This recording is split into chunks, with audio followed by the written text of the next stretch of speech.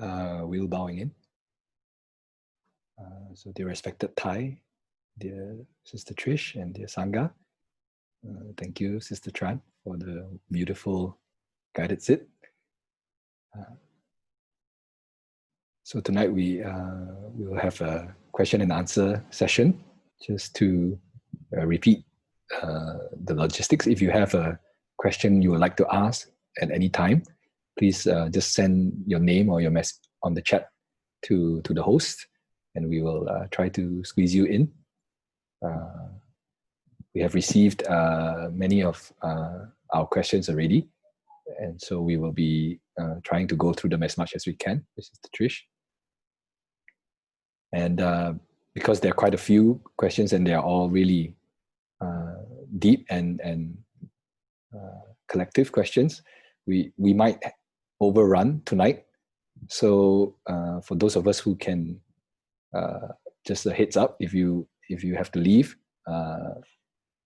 at 9:30 Singapore time, please feel free to leave, take leave. And for those of us who can stay, let's see how the session flows with Sister Trish. So let's begin the session by listening to 3 sounds of the bell, and then we'll read out the first set of questions, and we'll invite Sister Trish to share.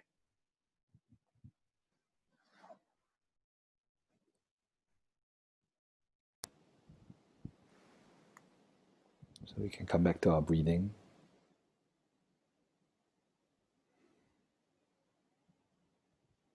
Our minds, our body and speech as one. We send our hearts along with the sound of this bell. May those who hear this awaken from forgetfulness, transcend all anxiety and sorrow.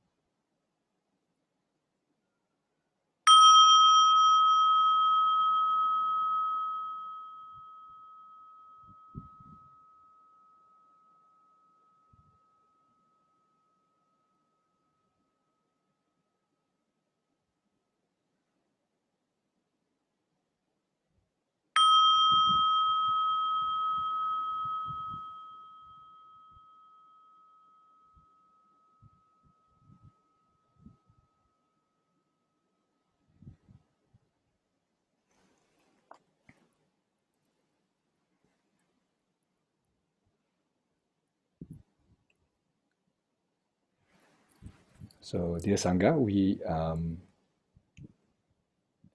like to read out. I would like to read out the first family of questions. So, it is really heartening to see that some of us share the same difficulties in our lives right now. So the first question is a question. These are questions about self-judgment or self-aversion, and feeling of not good enough. So please bear with me as I read. There are four questions related to this. So please bear with me as I read them as much as clearly as I can. The first question is, how do you practice self-compassion when there is self-judgment or self-aversion? That's the first question. And related to this, the second question is how to be a best friend to yourself using the practice of mindfulness. Taking refuge in oneself and being an island unto yourself are beautiful reminders. The more I practice awareness of the pain in the body, it seems like I cannot ignore the perceptions, especially the voice of self-critique. The dead weight felt on the chest, on the shoulders, is real. Reminding myself that I am not the feelings, I am not this perception, sometimes works out. Reminding myself that this pain in the body is just a wave in the ocean helps me to hang on. I recognize I still get carried away by the stories. I try not to identify with this self, story of past, future, but still there is deep suffering of a sense of not good enough. How do we trust ourselves to be an island unto ourselves when we are hooked by perceptions and feelings? So that was the second question. And the third question, how do I practice accepting myself when I don't have a job that pays? There is self-aversion to this notion. I can recognize that I am a product of my culture, family conditioning.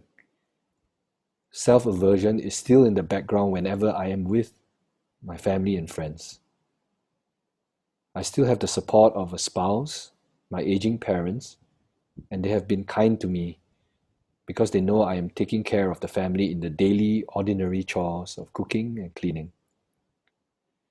How can I relate peacefully to myself when I recognize self-aversion?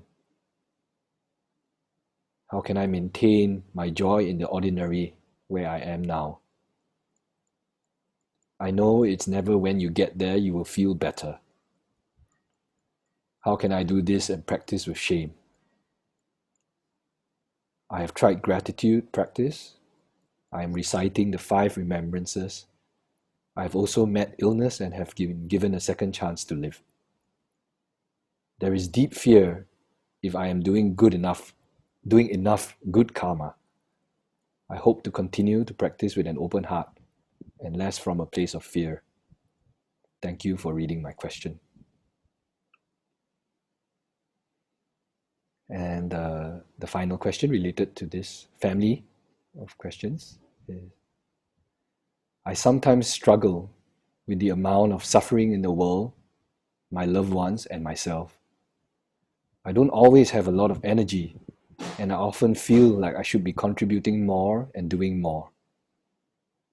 How can I practice to help me feel like I'm good enough? So these are the questions. So I'd like to hand over to Sister Trish. Will bowing up. So Trish bowing in. So good evening. Dear Thai, dear Sangha, dear friends. First, I want to say that sitting here, listening to the music in the beginning, I began to feel a little bit choked up. I think the feeling, two words to best describe how I was feeling and how I feel right now. And one is gratitude. I thought of my mother and my father and all the teachers I've had in my life. I didn't think of them one by one. There wasn't enough time for that. I've had many teachers, including my wonderful spiritual teachers. So I have a lot of gratitude. I have a lot of gratitude to have lived as long as I've lived and to be sitting here in this situation with all of you putting so much trust in what I might have to say. So it's very humbling. That's the other word I want to use. Another feeling that I'm having. I'm feeling humbled. And I want to reiterate, to say again what some of you've heard me say in the past, and that is that when we have a gathering like this, it's true always actually, but no matter what the situation, when you have two people or more than two people, we are co-creating the experience. And so whatever I might say is coming um, also from you, from the energy of the group. Never mind that we are sitting far apart from each other. You know, there is that illusion of time and space, and we all belong. We all are actually a part of the one consciousness, the universal consciousness, that energy that is the ground of everything. And and so your questions and the answers are all being co-created, even those questions that were formulated by individual ones of you as you sat at home a day or two ago, and you seemed to be sitting there quite separate from whoever was going to be in the group. In fact, you didn't even know who might be in the group tonight. But still, I would say that's an illusion. Um, we are together. We're always together. And so each of us, it would be wise of each of us if we, including me, if we hear these questions as though it's my question, even though I'm not the one who asked it, I'm not the one who formulated it, but it is, the question belongs to all of us, and the answer belongs to all of us. And the degree to which we each understand the question and the answer depends, I believe, on our level of consciousness. And in this moment, but generally speaking too, it depends on our practice, where we are on a path of awakening. And, and wherever we are on the path is exactly where we are meant to be in this moment. All of these questions that Will has read out, I heard them, yes, the underlying theme seemed to be shame, and not, even though that word was only used once, but shame of not being good enough. I know that feeling really well. I had that feeling for a long, long time. I had that belief, and I suffered because of it. And there is no quick fix for it. There's no quick fix for anything, really. But this is life. So whatever, what else, what better thing do we have to do than to work with whatever comes into our consciousness, whatever presents itself, and to be grateful for it. So shame and feelings of not being good enough. I don't believe that those feelings, at least this has been my personal experience, we can't really begin to work with those negative emotions, those old patterns, ways of thinking and believing about ourselves, so ways we have of judging ourselves. We can't really begin in the ultimate dimension. In other words, I believe, for me anyway, it would have been a little bit too abstract to think in terms of, and keep reminding myself that I'm only a wave in the ocean. We're not meant to deny that we live in this body, we live on this planet, We do all have stories. We all have a history, each of us. Um,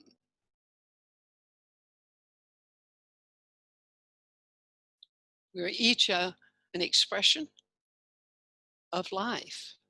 And we're certainly more similar than we are different. Um, the stories, our histories, um, can sound a little bit different from one another, but basically um, they're pretty much all the same. We were all children once, and when we were children, we were absolutely totally dependent. A human baby, a human child is the most dependent animal on the planet. We cannot survive without caregivers. Um, we're totally at the mercy of the adults uh, around us who are caring for us or not caring for us. And as children, every one of us has suffered. We might not have suffered the kinds of abuses that usually connect with the word suffering, like really awful trauma or uh, physical abuse or sexual abuse or um, but actually quite a few of us have experienced all of that. And and certainly we've all as children, we can be sure that we have experienced verbal abuse, if not from our parents, then from a teacher, from someone who was unenlightened, who didn't know how to be with children. Uh, and so those ways that we were treated as children, we continue to treat ourselves that way. It's the only way we know. So even though I'm all grown up and I might be 30 years old, I might be 40 years old, but I can be sure that the way I treat myself is the way I was treated as a child. The way I treat other people is the way I was treated. And and so of course this is why if you are so blessed, which every one of you is, are blessed, um, because you're in this group, because you've something in you has brought you onto the path. I feel pretty certain what has brought you on the path is some kind of suffering. At some point, you've come to the realization that uh, there must be a different way. There must be a better way. There must be some something different that I can do. And when that occurs to us, then we start looking around. And once we become open to connecting uh, with a spiritual teacher, with spiritual friends, with a community of practitioners, and all of that unfolds for us, and there it is. And it almost seems as though it was all just sort of happened by accident. But really, it's because of our intention and our openness. So how do we, so if we can't get the healing from remembering that we're a wave on the ocean, then how do we heal and transform those early childhood experiences that we have brought into adulthood with us?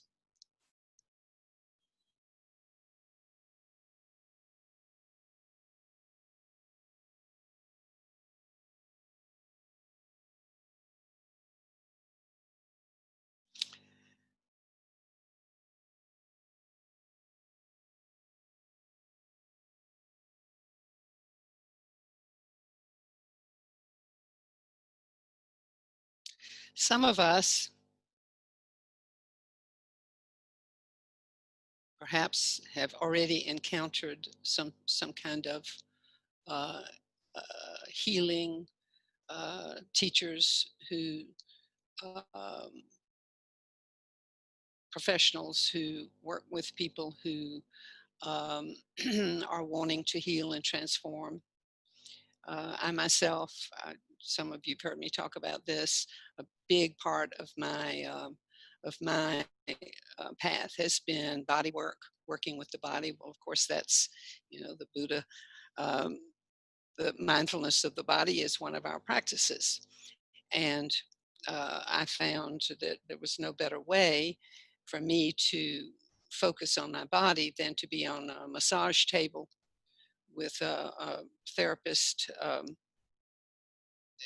who knew what he or she was doing and knew how to be with whatever might come up in me.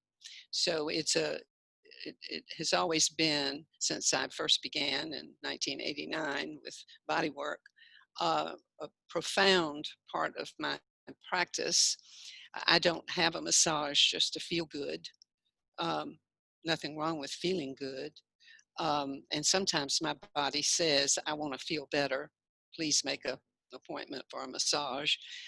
But I take advantage of that opportunity to stay awake and to stay focused uh, on the sensations in the body, the feelings in the body, the thoughts in the mind. And I've had many memories come up um, on the massage table. Uh, I've had more memories come up on the massage table than many more than I have in sitting meditation. So I've had many more insights while having body work done. That's just been my personal experience. Um, and of course, Ty himself teaches um, all the memories are locked in every cell of our body. This body is my mother's body, my grandmother's body, my father's body. So all the experiences, including the experience of the bear, for those of you who uh, were with us when we talked about bear energy, um, we have the energy of the bear in us too. Um, so we have the sufferings of our ancestors, including our animal four-legged ancestors. And we also have the happinesses, we have the joy, we have the resilience, we have the strength of, of all of them. So we have the so-called positive and the so-called negative. And so there was a lot in those questions, so I might be wandering around, but I hope that the, that, uh, that those of you who specifically wrote the questions will be hearing some answers in there of something that I say along the way here.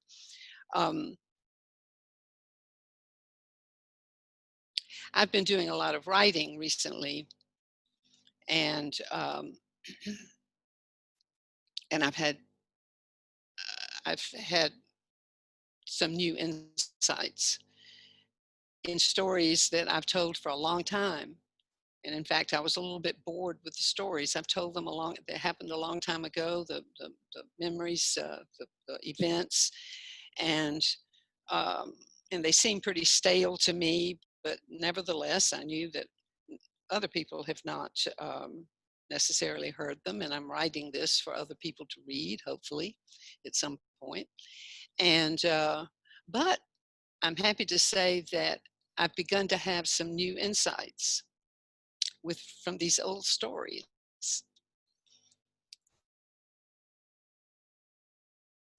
And the one that I've been working with in the last few days is a memory that I had. I'm not going to go into the memory itself, but just to tell you how this works. I've off and on, I've remembered this incident. It's a traumatic incident when I was 10 years old. And so it's always sort of been there every now and then. I've actually told people about it.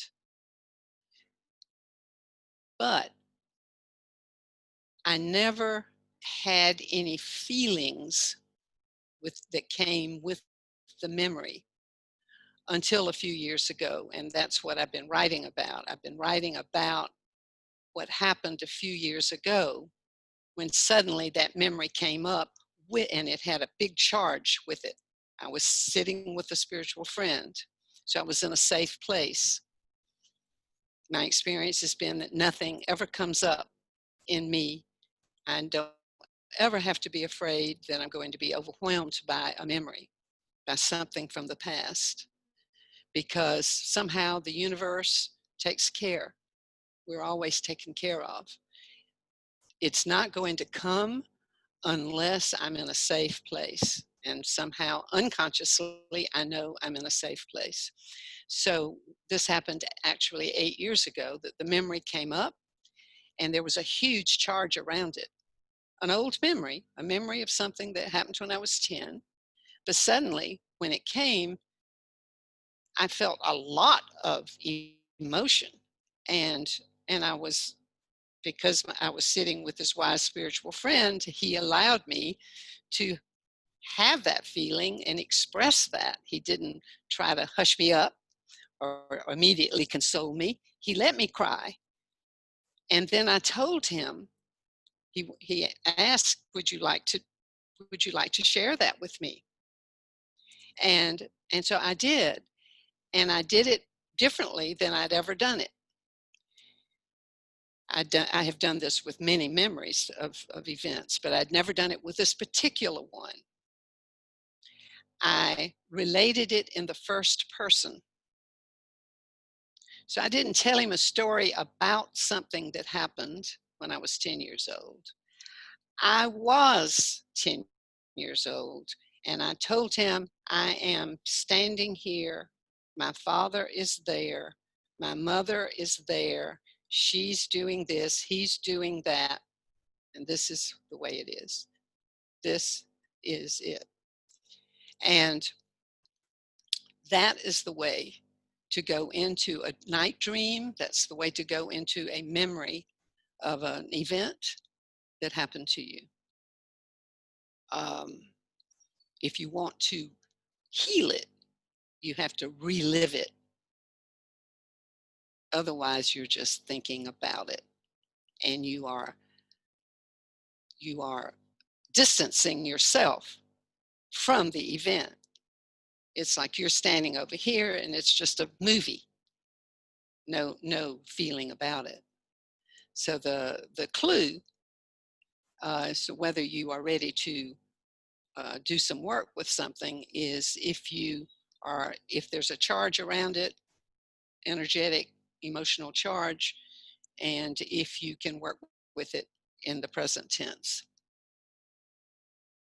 And my own experience in terms of developing compassion for myself, self-compassion, my own experience in transforming shame has been to, the phrase keeps coming into my head, I've chipped away. So you could say it's like, here's this piece of wood, and here's a memory, and here's something, and here's, yes, I remember how she talked like that. I remember my mother always used to say, you are never going to amount to anything if you don't whatever. Oh, there's that voice in my head. Whoa.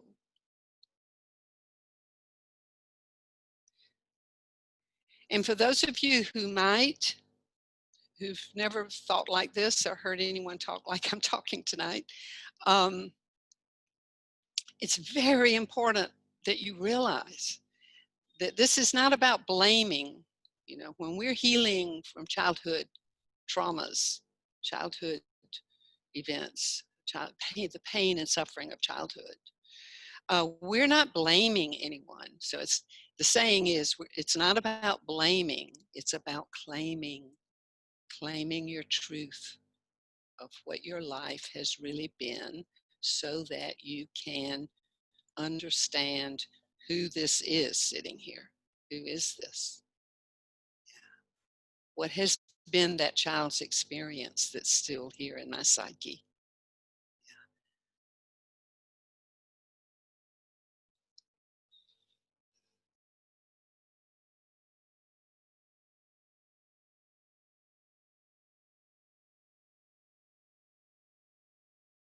There are no accidents.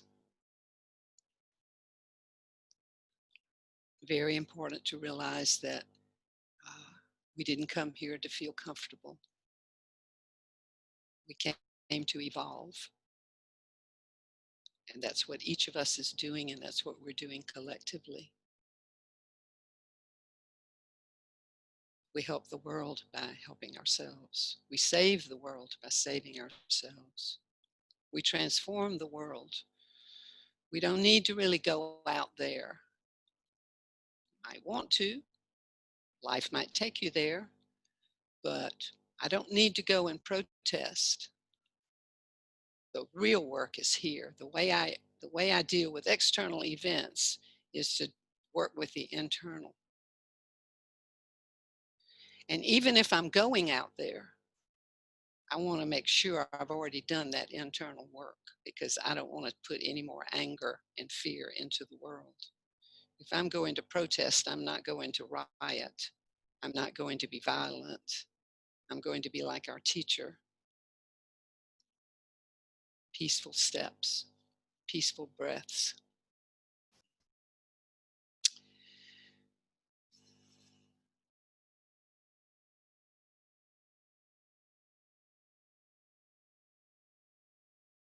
Shame is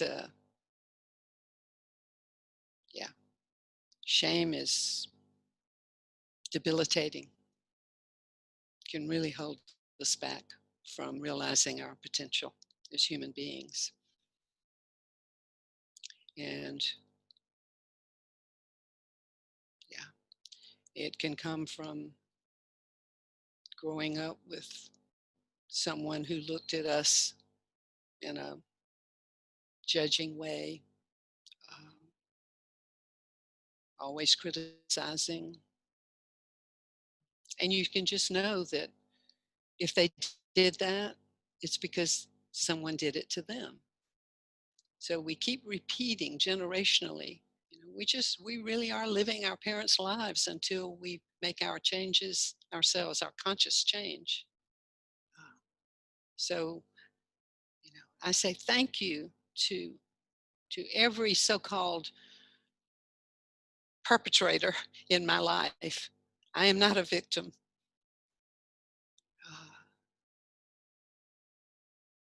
I say thank you. They were teachers.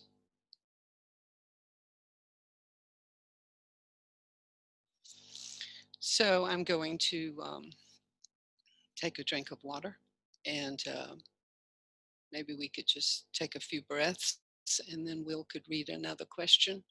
And I imagine that some answers will creep in that pertain to these first ones, that we're not finished with the first ones. So, thank you.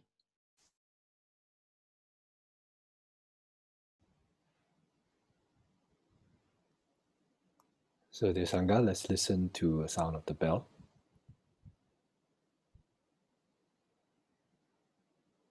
Coming back to our breathing.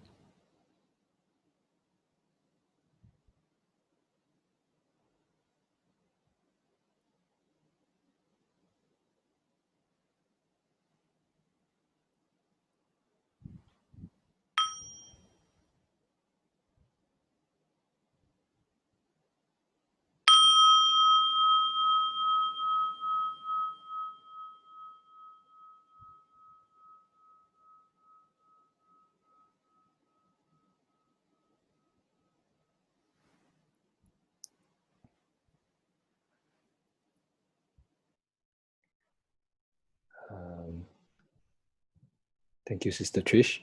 I feel like what you shared also covered quite a few of some of our friends' questions.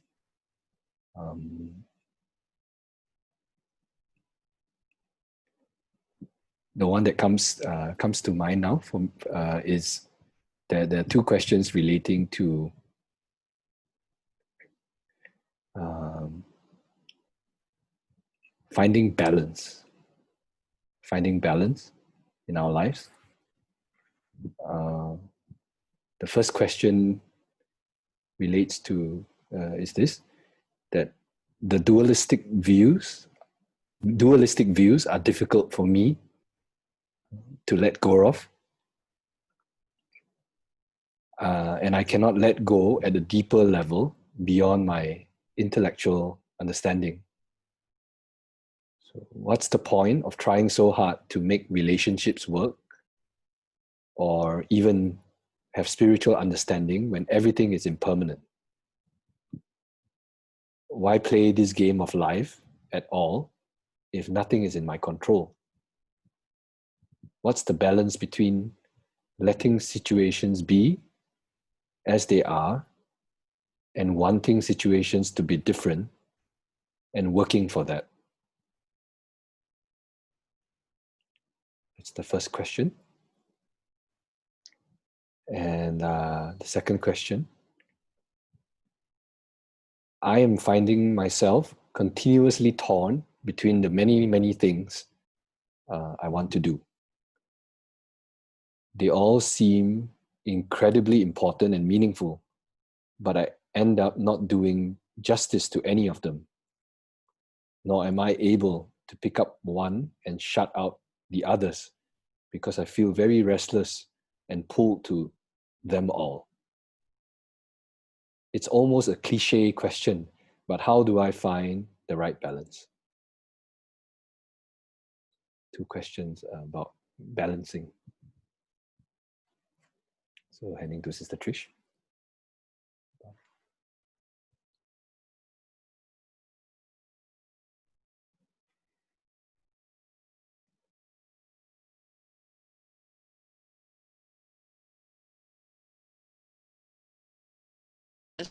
Mindful to have even written those,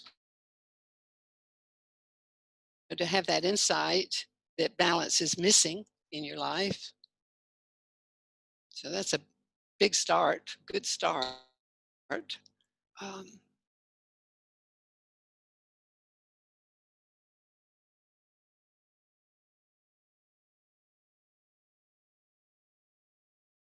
that's a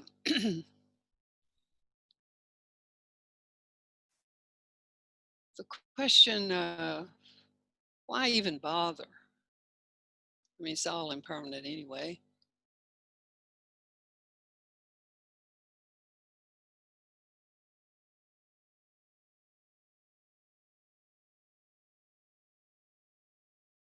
I don't know what happens that I don't know what has to happen to, for us to feel that everything has value and that every action has value. It doesn't matter that it doesn't last forever. I mean, look around, nothing lasts forever. You're right, everything's impermanent. The paradox is everything is impermanent, but actually everything does last forever but just not in the same form.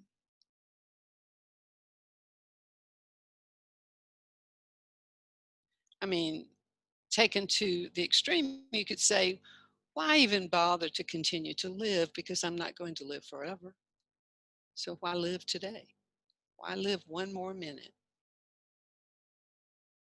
But you know, when you say that you want to live.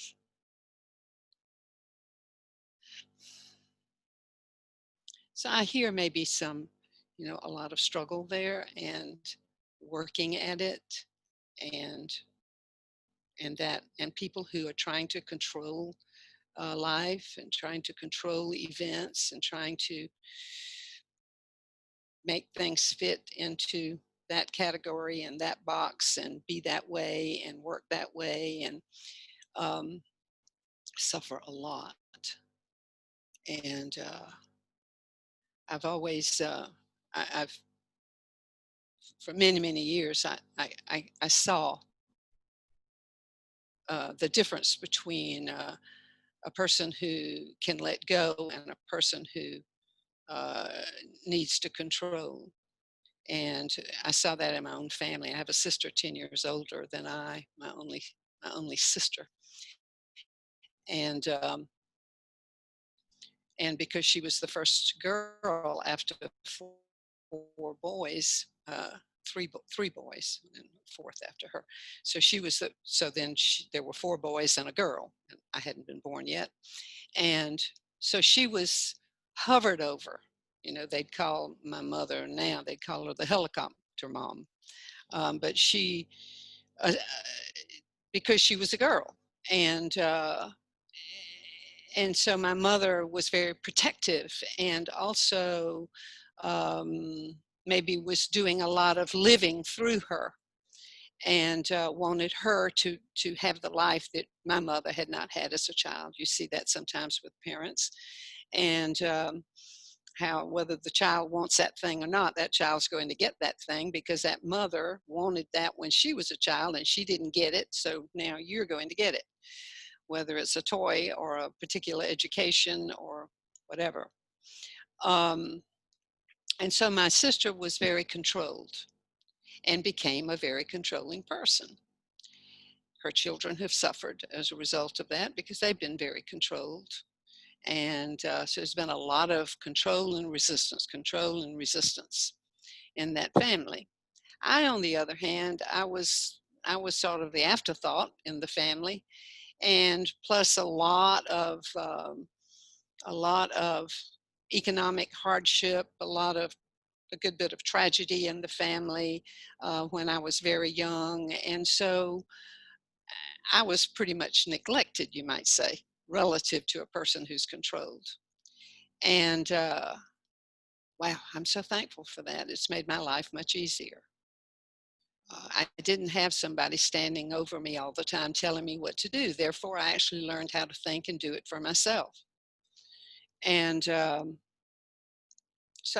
I haven't had that terrible drive, but we all have it to some degree because society teaches us, culture teaches us. Institutions are all about control, doing it this way and getting it that way and being this way, and things have to be a certain way. And and if they don't go that way, you know, things fall apart, everybody gets upset. So it's so we've all had that from time to time. All of us have some degree of difficulty with wanting to control situations. And I have thought that COVID is helping us a lot with that. I mean, have you not noticed? I know you have. Uh,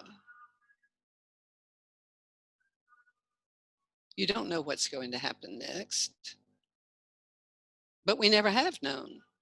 So for me, it's a matter of changing my perspective, changing my attitude.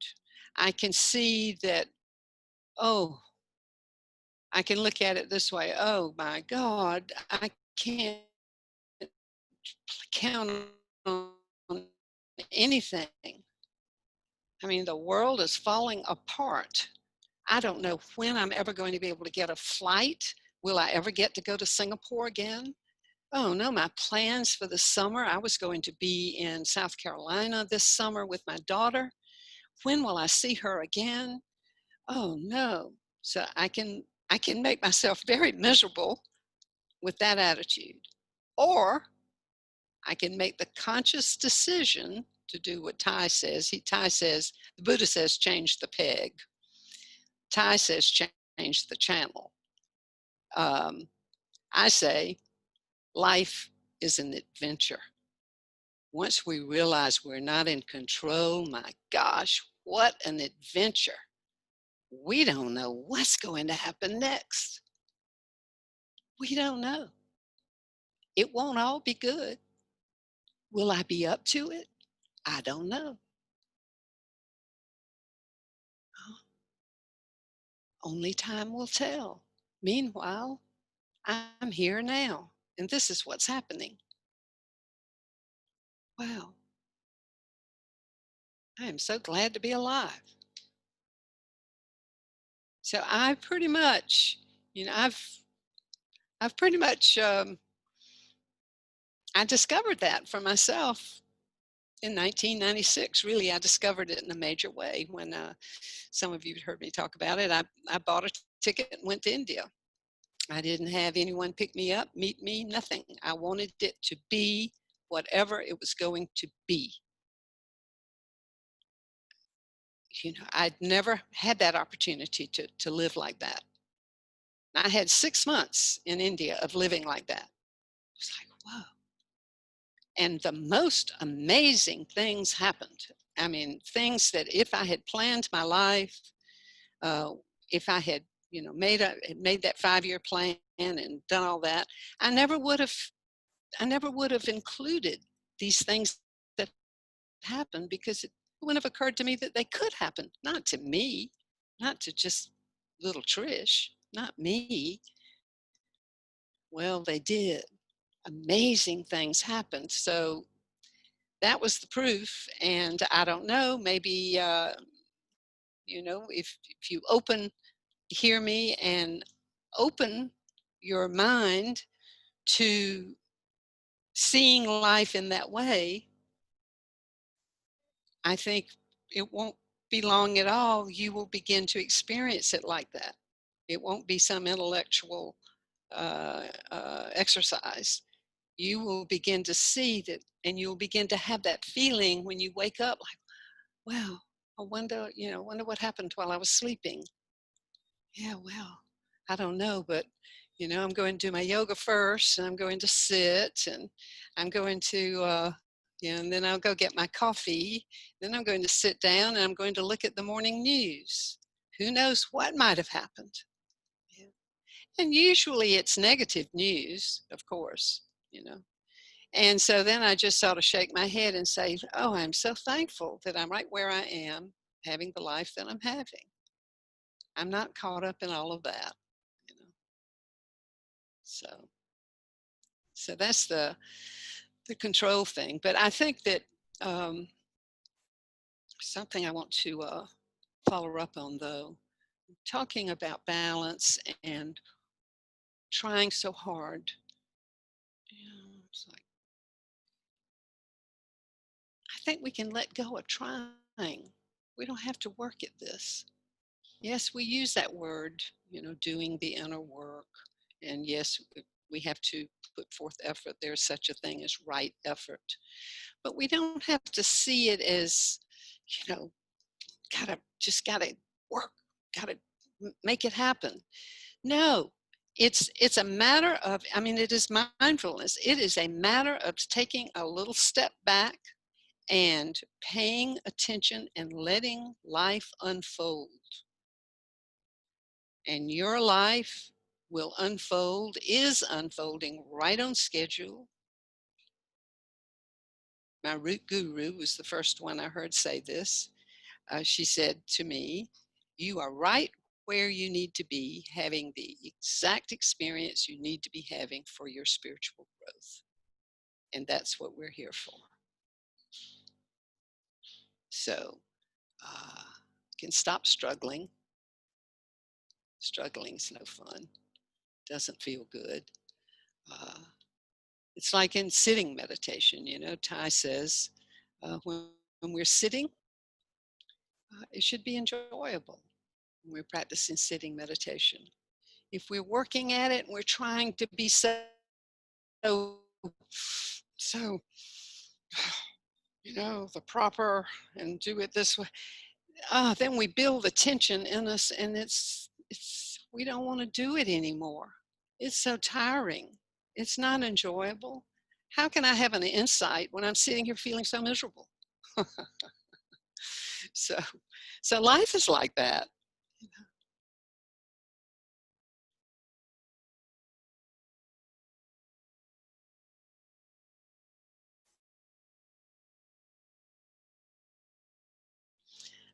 I have the copy. I hadn't read it before, but I printed it out. Finding Balance. I want to see a couple of the sentences here that I've forgotten.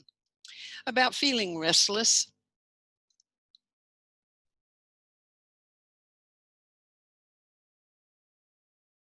Well, that, there can be a number of very concrete reasons for that. Like too much sugar, not enough sleep, a resistance to setting a schedule, a practice. It's one of the, I've always felt that one of the greatest benefits of going on retreats has been to help me to see how important a schedule is.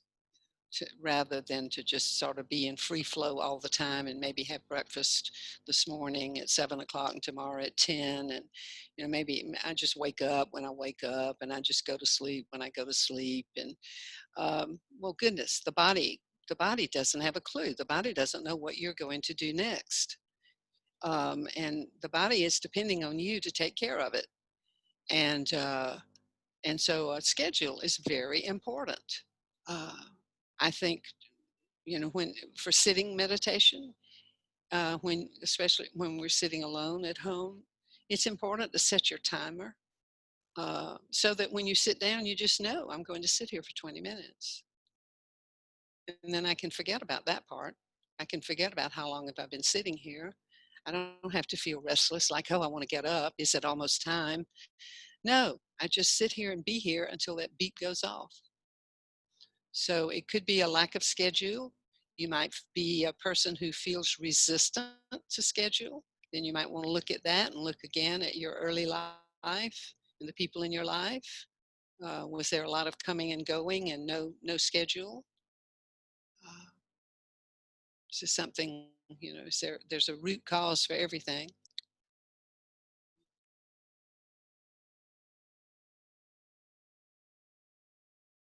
And then just, having shown the light of awareness, having shared this question with us, all of these questions are like this, I believe. So now they're out here for all of us to hear and to take in. And so the light has been shown on them. So already change is occurring. Healing is occurring. Transformation is occurring. We don't have to do anything but be present, pay attention. So I'll bow out for the moment and thank you.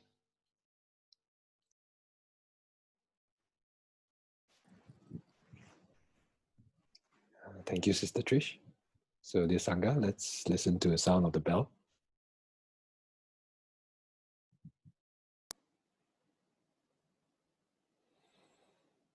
Listen, listen. The sound of this bell brings me back to my true home.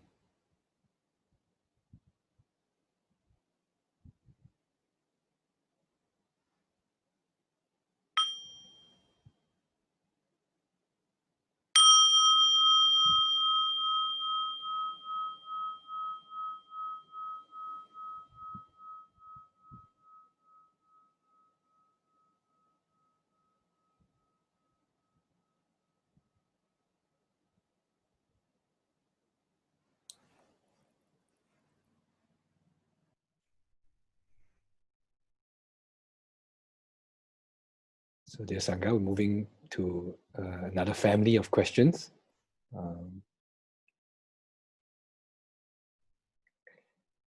I have to admit, I find this incredibly, I have mixed feelings because I'm normally the person asking the question reveals his being or her being. And now I feel like I have to try and embody the questions. So the one that comes up of now for me is it's a family of questions relating to being with difficulties, being with people or our loved ones. So there are three questions. The first question, a sister or brother asked, how to deal with gossip and false accusations against you. How to deal with gossip and false accusations against you. And another question asked by a Sangha friend is, how can I love people whose behavior I find difficult? For example, when they are not as careful about the virus as I am. How do I love people whose behavior I find difficult?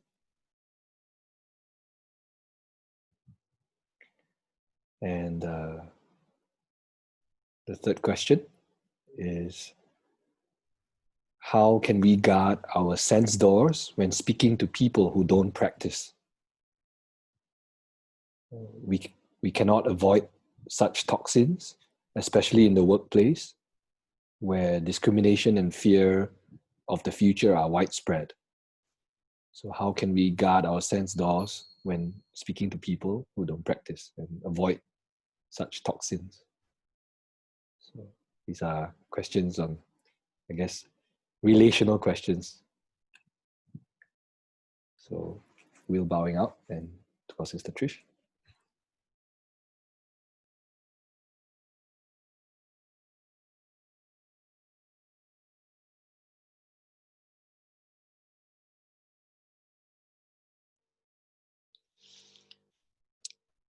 Trish bowing in. I have 2 little dogs in the bedroom with me.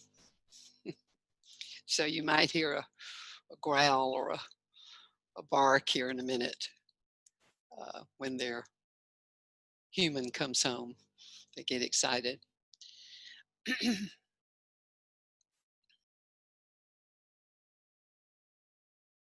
I was just reading last week in a translation of the Dhammapada, which is, a collection of the original sayings of the Buddha. And this was for a group, a couple of groups, small Zoom groups that I'm part of, and our topic that I had chosen was anger. And so in the Dhammapada, in that section on anger, he talks about people criticizing you and accusing you. And basically what he says is, ignore that. You'll never. Even the Buddha himself was criticized. There was gossip about him. He was accused of all kinds of things. The minute that we start trying to defend ourselves, we have stepped into it's a losing battle, because we have lost our mindfulness, we've lost our presence. We're no longer coming from that deeper consciousness, but instead we're caught. All of that's about ego mind and people who are really asleep and have no idea if you were to use the word ultimate reality, or a way, if you were to try to say we're all just waves on the ocean, they would think you're insane. And so it's a little bit like trying to talk to people in a foreign language, in a language that they're not going to understand that. And that is not to belittle them. That is not to say that we're okay and they're not okay. I'm okay and they're not. I practice and poor things, they don't. That we're not doing that. As I said earlier, we're all right where we need to be. Every one of us, even if we don't know it, we're on a path. Whether we're conscious or not is something else. We're on a conscious path. We are consciously choosing to be on a path. You consciously chose to join this group tonight. But everyone is evolving. Just some are evolving very, very much slower than we would like them to be evolving, especially if they are in our circle, if we're directly impacted by their behavior, like colleagues at work. So we would love to be able to pull their strings, control them, and have them be on the same page with us, to think just like we think and to know everything that we know at this point or understand. We would love that, wouldn't we? I remember a long time ago I said, I wish I could just live in a Dharma sharing group. I wish that I could always be in a Dharma sharing group, because you can, you know that everyone in a Dharma sharing group is speaking from the heart, right? Everyone's is well intentioned. We're all wanting to be so spiritual, and we're wanting to be such good people and all of that. And so, yeah, wouldn't it be wonderful to live in that? Well, I realized that actually I can.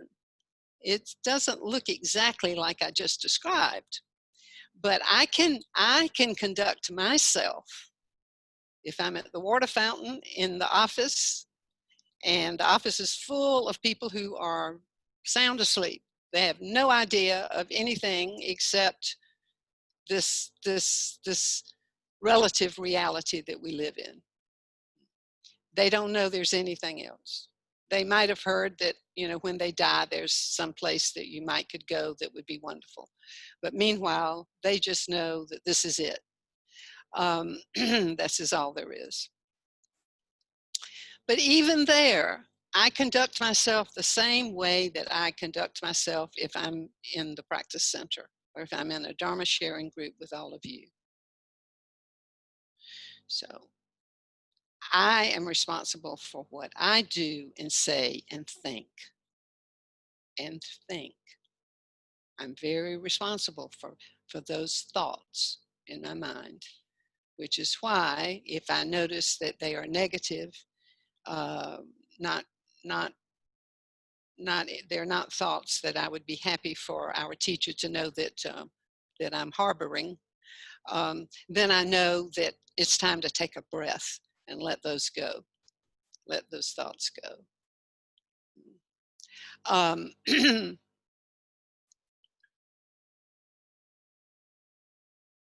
So to answer the first one, I'm saying that in terms of gossip and accusations, the wisest course of action is no action. Just, oh, that's where they are. That's your opinion. I don't have to feel anything about that.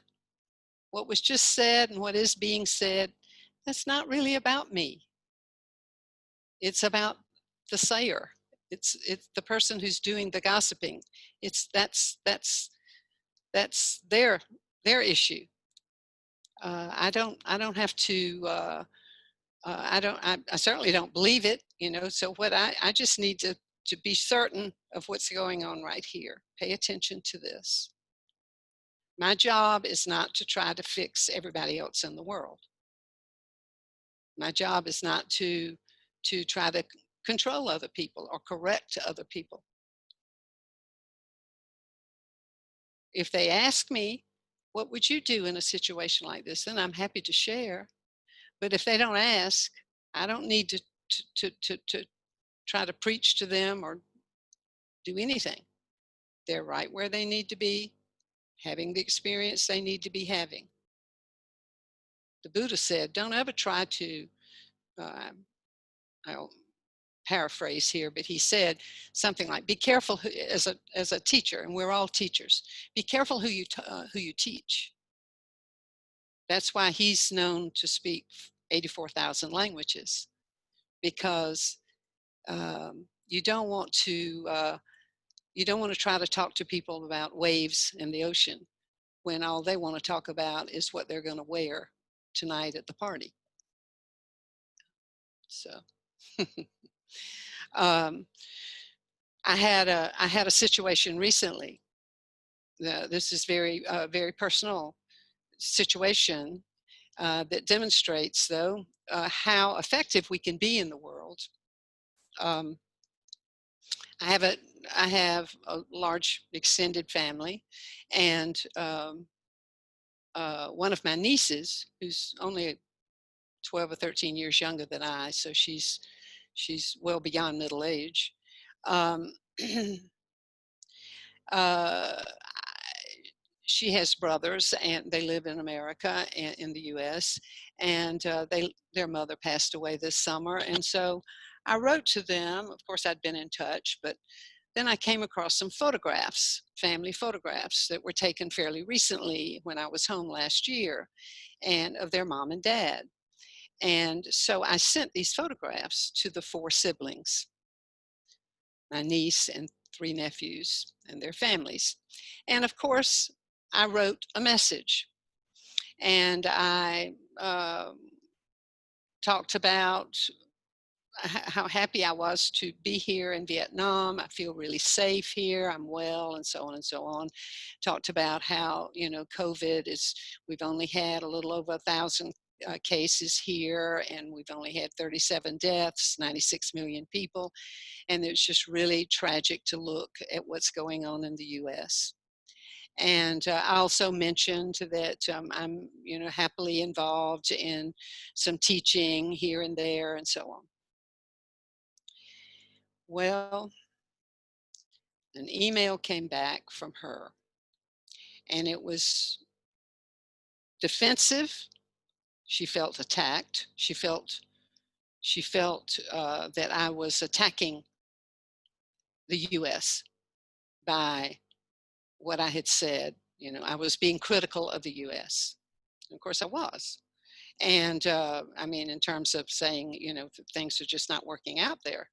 And so for whatever reason, she was very defensive and also fairly offensive, quoted a lot of Christian scripture to me and that sort of thing.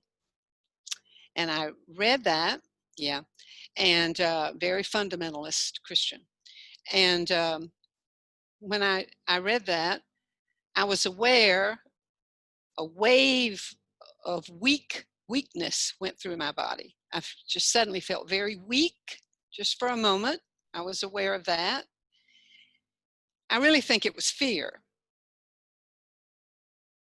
Like, oh, I had done something wrong. I'd done something that I wish I hadn't done. I'd said something that had hurt her, that had caused this thing now in the family. But it really, it was like a breeze through me. It just went, and it was gone. And then I thought about it off and on for the next few days. Every now and then it would come. I didn't reread it. And I realized, well, there's just nothing to say about that, she has every right to have all those feelings and thoughts and opinions, just like I do. So it's that freedom of thought, and part of the 14 mindfulness trainings. And so I didn't do anything, but I thought about her, and I thought about, her mother had passed away this summer, and she's had a lot on her. Her only sister died last year of a terrible disease. And so I just had those loving, kind of accepting thoughts. Well, I had a birthday last week, and for the first time ever, I received a message wishing me much love and a happy birthday. Never have I received that from her, or actually any of her fundamentalist family that are very, very concerned about my Buddhism. And so I really felt that knowing the truth of the illusion of space and time, and that we really are all one, that we're all part of this one consciousness,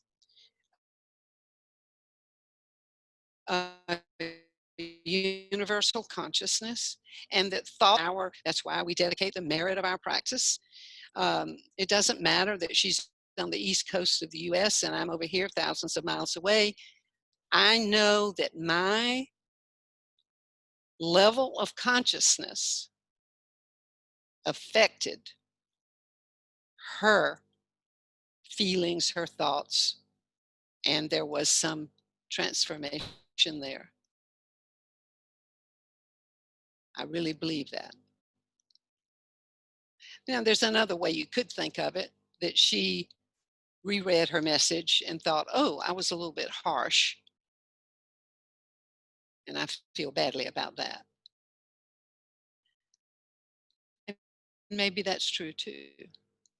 But I have absolute confidence that I did not put any anger or hatred into the world relative to that incident.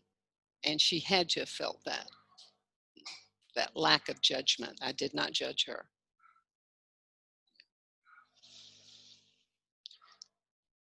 Difficult people. Those who are not as careful about the virus. So again, yeah, that is a difficult one.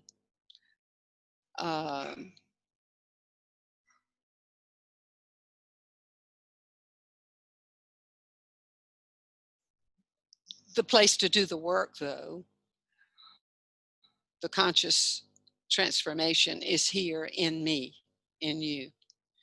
It's an inside job as opposed to the external, and the external will perhaps change, just like that changed.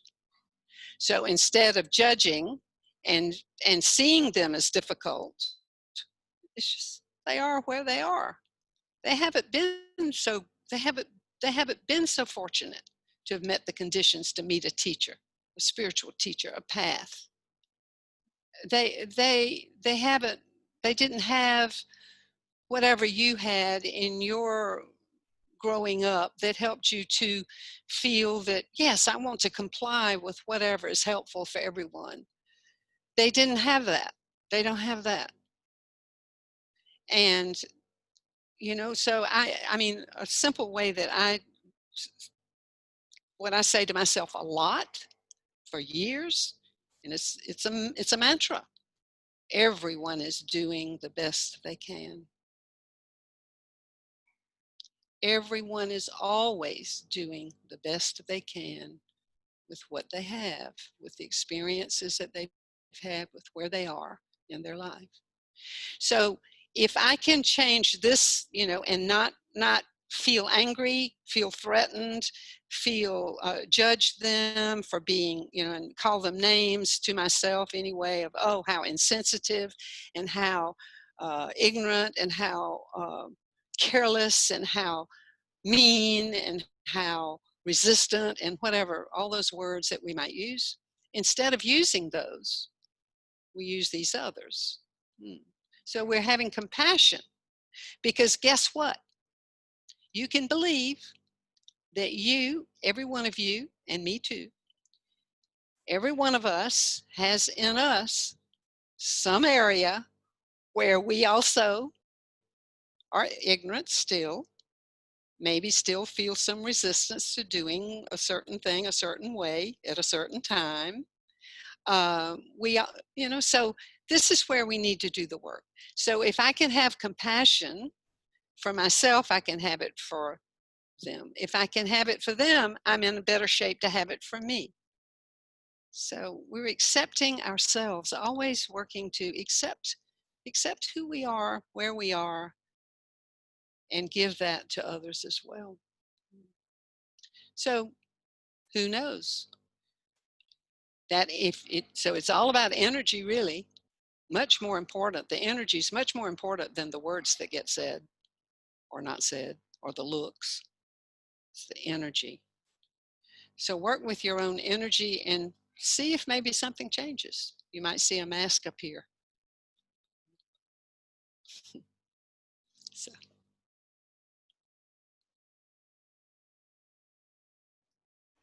So we'll bowing in. Thank you, Sister Trish. So dear Sangha, before we listen to the sound of the bell, we just want to, like what Brother Ivan shared, it's 9:40. I feel like maybe we have a bit more energy, Sister Trish, for a couple more questions. But if you need to leave, please feel free, and we'll see you soon. And for those of us who can stay a little bit longer, perhaps we have one or two more family of questions. Yeah, try to finish by 10 o'clock. So dear Sangha, please find a comfortable position. Come back to our breathing as we receive the Dharma rain.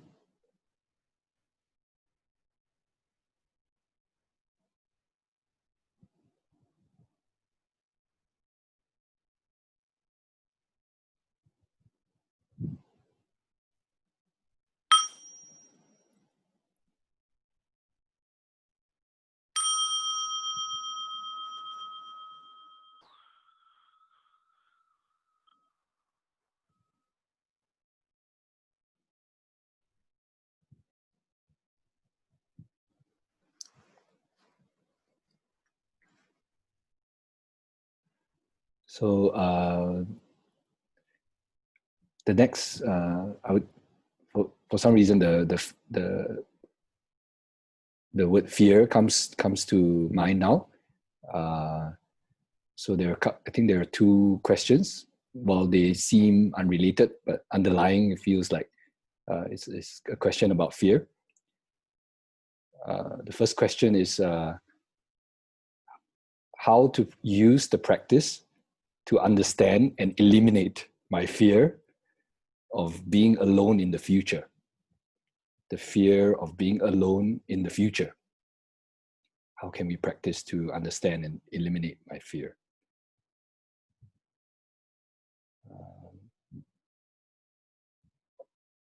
And there is another question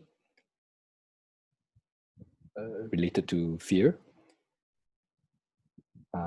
I've been feeling low and having dark, depressive thoughts for no particular reason. I keep reminding myself that I should be grateful, that I've got a great family and a good job. But somehow, for this period of time, I've been having negative thoughts. And it is made more obvious through awareness or mindfulness. Any advice on how I can get through this period? The more I meditate, the more I try to investigate further and try to solve or solution for it, I feel even more negative. So how can I get through this period? So bowing up for Sister Trish.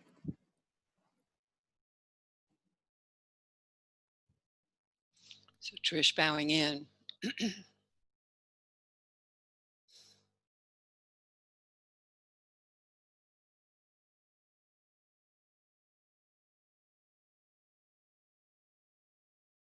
I suppose we all have.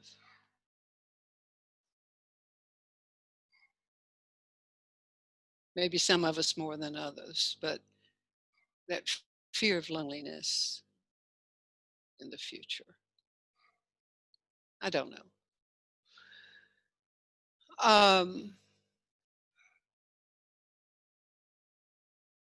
But I just know that when my mind goes to the future, I know that I am missing the now.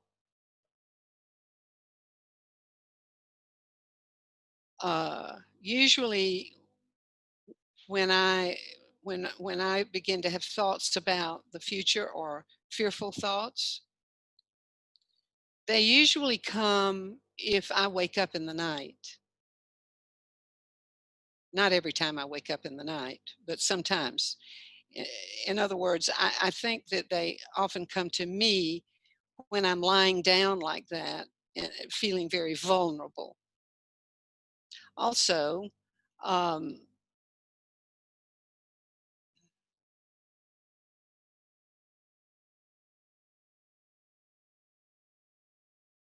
I think it's important to also realize that that the thoughts that run around in our heads,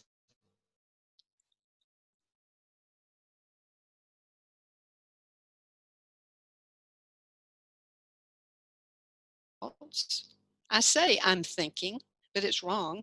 It's just it's the way that we speak. But my understanding is thoughts think themselves. That's thoughts are a form of energy, and the energy is just like electricity flowing out there in the telephone wires or whatever. Um, the the energy is just, it's going through the airwaves, through the uh, I mean, that's what we are, right? We ourselves are a form.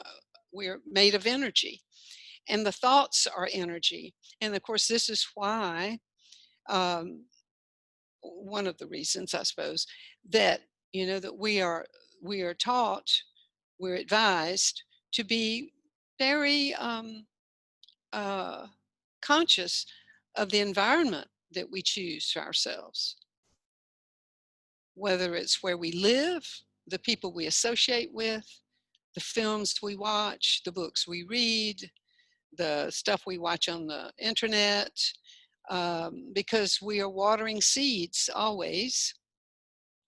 And so we're picking up the other people's energy, the community's energy. Um, so we don't have to get so attached to those thoughts and start thinking that they're my thoughts, and why am I having my thoughts, and why are they such negative thoughts, and why and so fearful, because the same is true of feelings. you know the feelings go with the thoughts, and I'm not my feelings. That's not who I am. That's not who you are.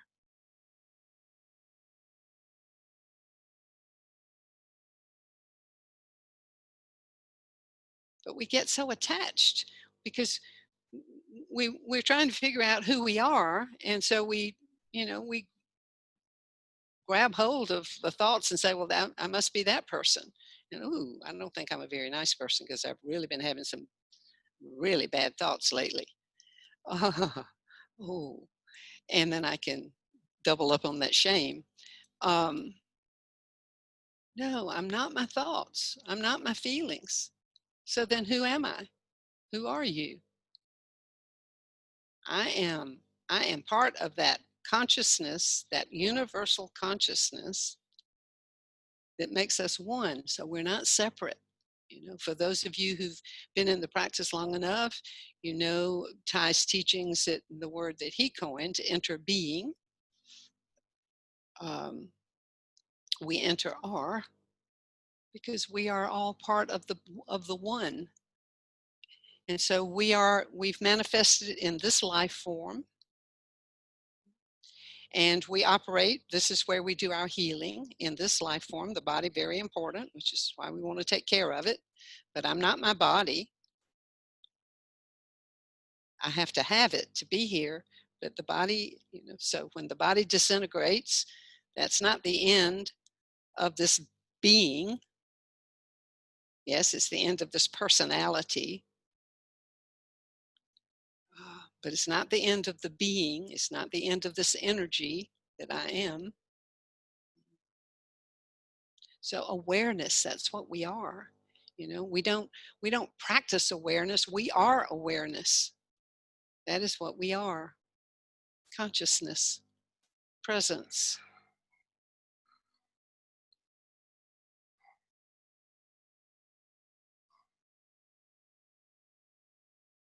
So I don't have to grasp fear and identify with it. And I certainly don't have to think about the future. The future is a big adventure. We don't know what it'll be. But what I have learned for myself is that um,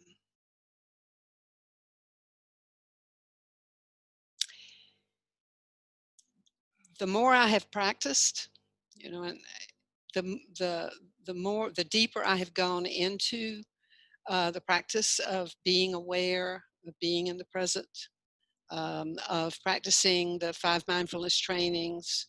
Uh, in other words, the more integrity that I've developed in my life, the more peaceful I have become.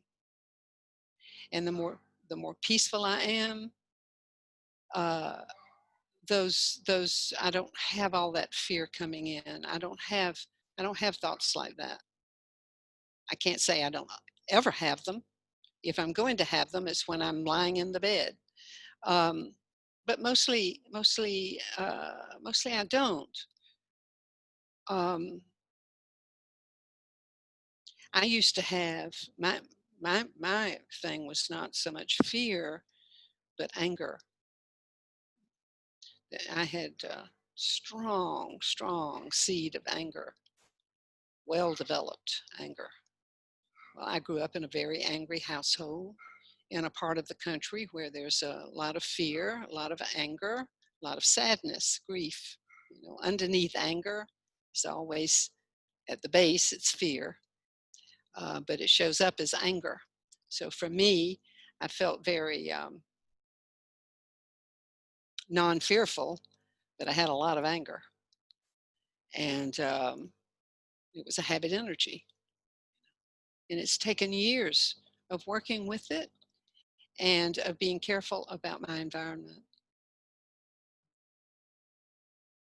One of the reasons that I'm still in Vietnam is because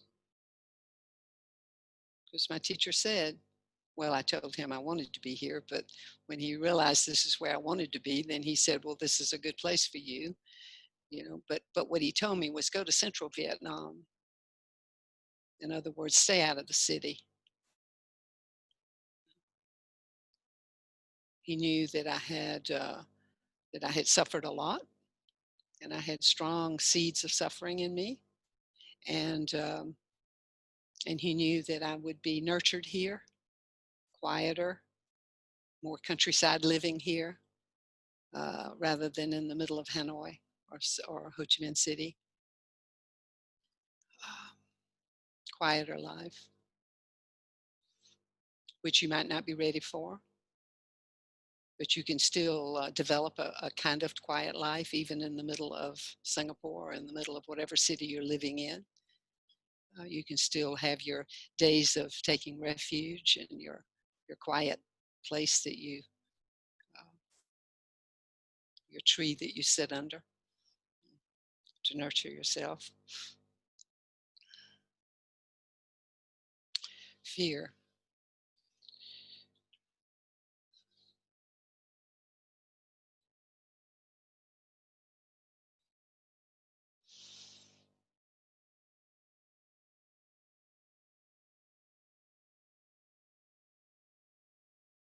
Brother Will, I'm not sure. Um, I think you read one that I don't have. That was, and I'm not sure I've covered that. Yeah, Sister Trish, I think it's related. It's the one that says negative thoughts. That was the one I read as well, which is I've been feeling low and having dark depressive thoughts. Yeah. Yeah. Oh, yes. No, I want to address that directly. And you talk about how to get through it, and that maybe is a good way to say it. But it's uh, I would maybe rephrase that and say how to accept it, how to accept being right where I am right now. And again, realizing that those thoughts are not your thoughts. They are the collective thoughts. They are maybe coming from the ancestors. Um, could be that if there's a pattern to them. In other words, if you notice that the same thought keeps coming, then I would hear that as a message uh, from the universe saying, "Listen up! I'm trying to tell you something. I'm trying to get your attention." It's like nightmares. Nightmares are really wonderful. People don't like them, but they're really wonderful. Because why are they wonderful? Because they are the unconscious trying to get our attention. And the only way that it's like, okay, you go through life and you just ignore this, and finally your unconscious says something, you need to pay attention to something. And so it'll give you a nightmare, and whoa, that got my attention. What is that about? And so then, I see that as a message. And I've done a lot of dream work, and there are people, I'm sure there are people somewhere around you who do dream work, or you can look it up or talk to me or something. But working with dreams, wonderful. There you can gain a lot of insight. That probably dream work has been my next place that I have realized the most insights is through dream work. My life was guided by my night dreams for probably 10 years. That's how I knew what I needed to do. And so depressive thoughts. So this is also where it's very helpful to remember the truth of impermanence. Nothing lasts forever. So it's like bad weather. Bad weather comes, bad weather goes. Depressive thoughts come, depressive thoughts go. Step back, take a breath, find a flower to look at, a friend a good spiritual friend, a like-minded friend, someone you trust. Give them a call and say, do you have time to listen to me right now? Sometimes you just need to be heard. Make a direct connection with someone to break that habit energy.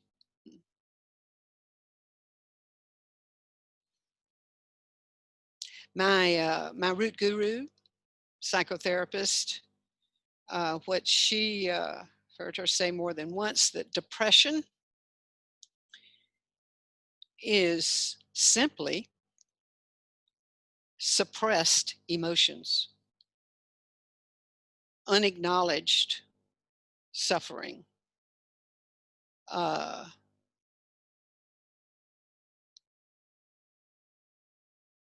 And so you can also see this if you're just really feeling down, and not only depressive thoughts, but you could say to yourself, I just really am not feeling happy now, and I keep having these thoughts and feelings. And what what is it? Well, you have already shown the light on it. Again, I think I said this earlier, by sharing it with the group, by sharing it with us, that's already shining the light of awareness on it. And that often is all that's needed. Quantum physics will tell you that. So the light will transform something. The something doesn't need to do anything. Simply by acknowledging something, bringing it to the surface, and having it witnessed, that's been my experience. At least one person to witness it. I don't know why that is. For me, that's the way it's always worked. Everything, all my major stuff has always had one other person with me as a witness to hear me say it. So it could be that that consciousness is trying to get your attention, the universe trying to get your attention, and saying it's time to make some changes now. It's time to make some conscious changes.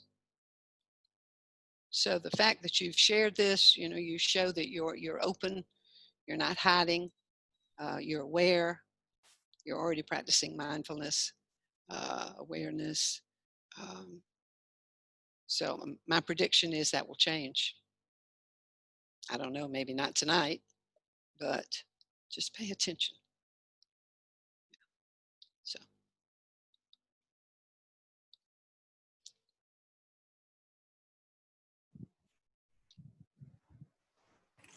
So Will bowing in. Thank you, Sister Trish. So dear Thai, dear Sister Trish, and dear Sangha, it's 10 o'clock. I feel like although we have not, some of us have asked questions, but I feel like the energy, Sister Trish has taken us on this journey, and it feels like some of our answers have been heard, and it's also 10 o'clock. So, like to perhaps end the session tonight. Hopefully, we'll have other opportunities together as well in the future. So I'd like to invite everyone to sort of find a comfortable position, and we'll conclude today's Q&A with 3 sounds of the bell.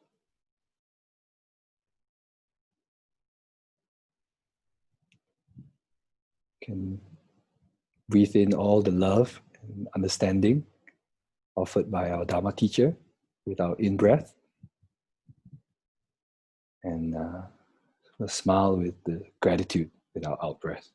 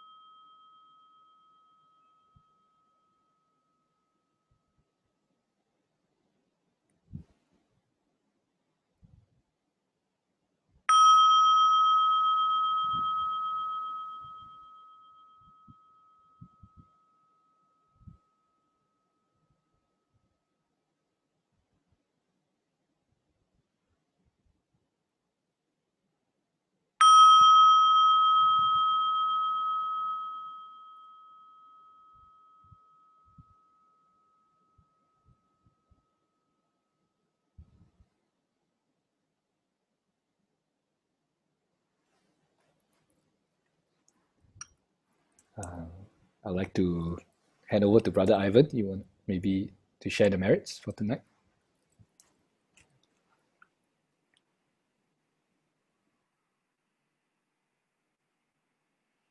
So, dear Sangha, thank you for your presence. And thank you to Sister Trish for your insightful answers. May we do this dedication for ourselves as a practice of self-compassion, recognizing that all of us have struggles and sufferings in its different forms, but at the same time, we are immensely grateful that we have this Sangha to support us in this practice, and also in the course of our lives. We have our parents, different teachers, and friends who have helped to make us what we are today. So with this in mind, let us do the dedication of merits together.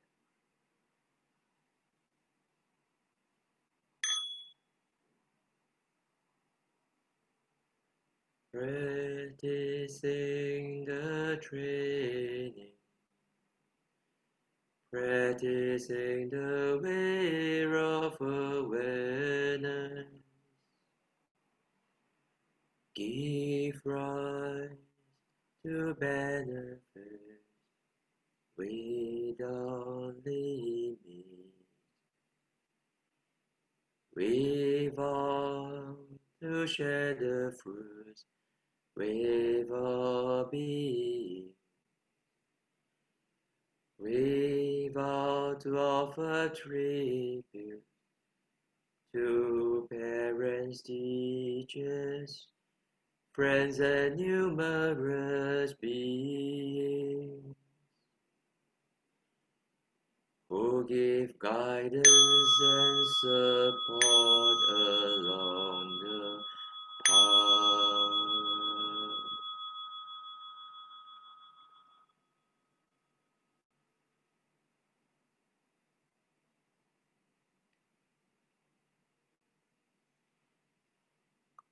Thank you, dear Sangha and Sister Trish.